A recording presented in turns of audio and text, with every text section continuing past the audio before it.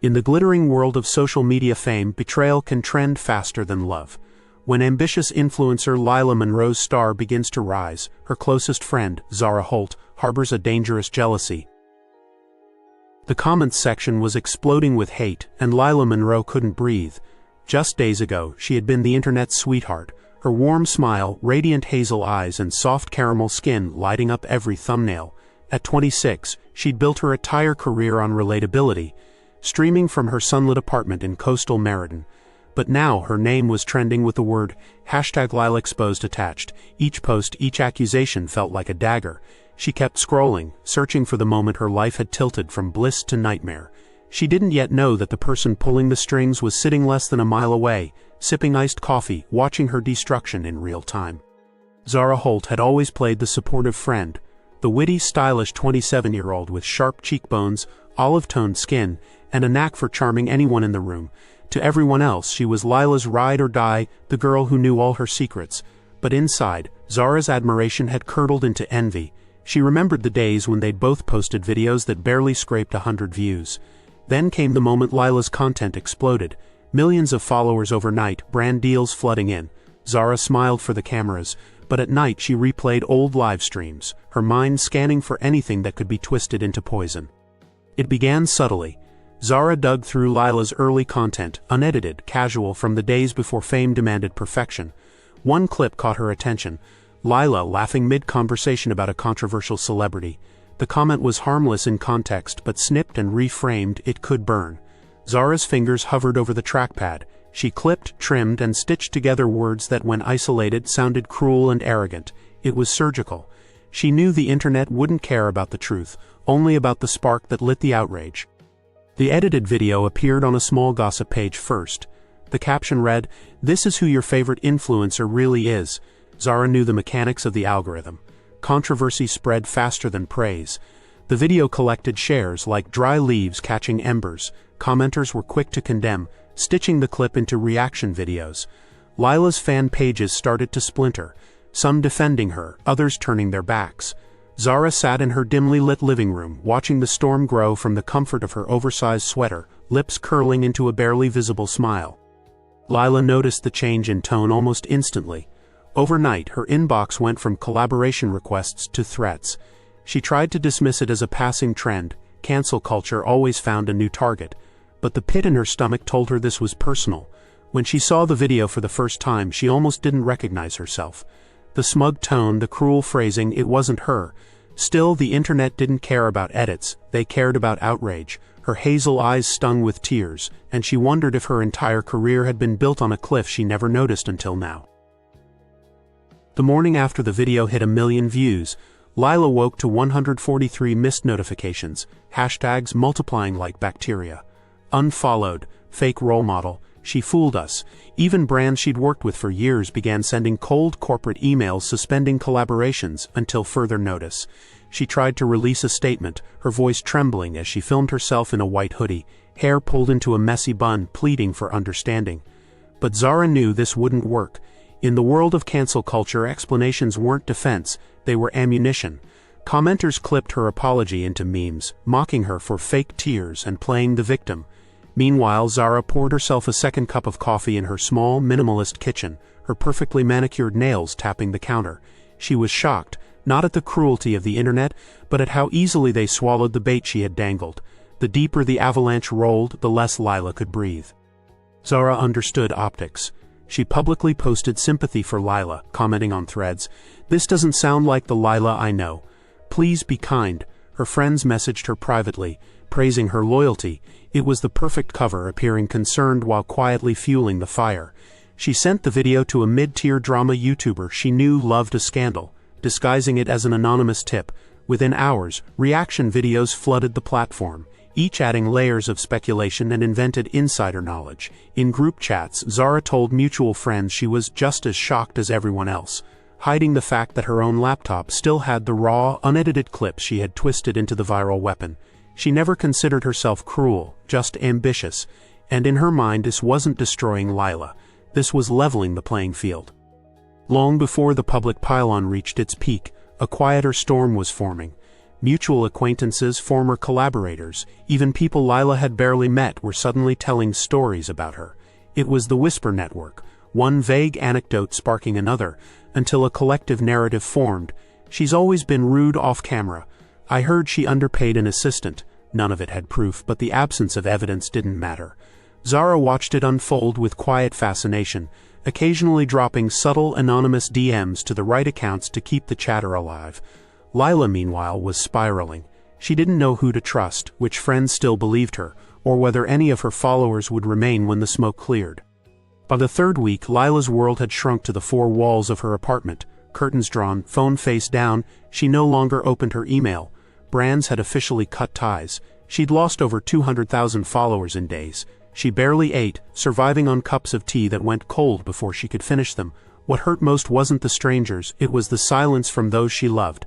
Zara still texted her occasionally, always the same, "Stay strong, you'll get through this." It felt robotic, empty.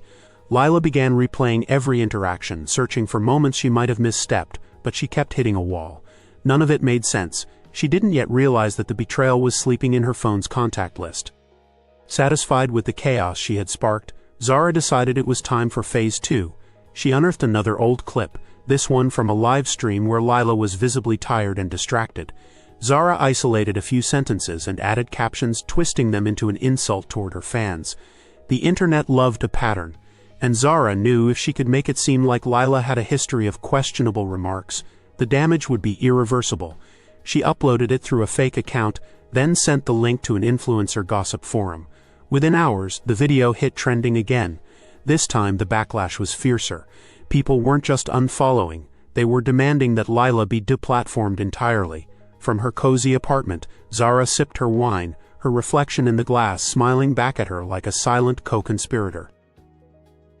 It was a small detail that first made Lila pause. In a late-night scroll through the endless threads about her, she spotted a familiar phrase, one she'd heard only from Zara. It was buried in a comment from an anonymous account that seemed oddly invested in keeping the hate alive. Her pulse quickened, but she pushed the thought away. Zara was her friend. Zara was the only one who still texted her, still pretended to believe in her innocence. The idea that she could be involved felt unthinkable. And yet the voice in her head whispered that trust was a luxury she could no longer afford. For the first time, Lila began watching Zara's behavior more closely. The way her support posts always coincided with new waves of outrage. The way she seemed almost too calm when they spoke. The second edited clip went even more viral than the first. The algorithm had locked onto her name, feeding the scandal into every corner of the internet. Videos about her racked up millions of views. Strangers analyzed her facial expressions in slow motion, searching for evidence of her true character. Even people who had never followed her were joining the outrage because it was trending. Lila felt like a character in a story she hadn't agreed to tell, a villain in a narrative she couldn't rewrite. And still, Zara's messages trickled in. "Hang in there. I know the truth will come out." Lila began to wonder, what truth did Zara think she knew? The cracks in Zara's performance were almost invisible at first. During a rare in-person visit, Lila noticed how Zara's eyes lit up, not with sympathy but with something colder. When Lila mentioned losing another brand deal, Zara's tone was perfectly soft, her hands warm when she reached across the table, but there was no weight behind the words. Lila's instinct screamed at her, but she said nothing. Later that night she replayed the conversation in her head, her mind catching on the smirk Zara almost but not quite hid when Lila described the cruelest comment she'd received that day. Something inside her shifted. It was an accident that broke the first real crack in Zara's scheme. A mutual friend sent Lila a screenshot from a gossip forum thread, intending to show how ridiculous the rumors had become. But Lila noticed something strange. The account that had uploaded the second viral clip had a username suspiciously close to one Zara had used years ago for a gaming profile. It was an odd, almost forgotten combination of numbers and letters that Lila recognized instantly. Her chest tightened. She didn't want to believe it. Maybe it was coincidence. Maybe someone else had used the same name. But deep down she knew too much lined up for it to be random. That night Lila couldn't sleep. Every memory she had with Zara replayed. But now each one felt different, like she was watching from behind glass, noticing details she'd ignored before. The times Zara had downplayed her wins, the way she always seemed to know when a rumor was about to spread, the fact that she never defended Lila directly, only in vague public gestures that made her seem loyal while changing nothing. By dawn, Lila had made a decision.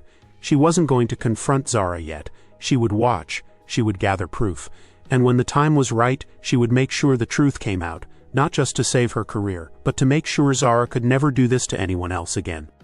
Lila moved carefully. She knew that one wrong step would alert Zara, and the last thing she needed was for her former friend to cover her tracks. She began saving every suspicious post, screenshotting comments that mirrored Zara's exact phrasing, and quietly asking trusted mutuals for old conversations. She even reached out to a small tech-savvy fan who had defended her in the threads, asking if they could help trace the origins of the videos. It was exhausting work. Every moment online was like walking through a minefield. But Lila felt something she hadn't in weeks: control. Zara, meanwhile, was growing bolder.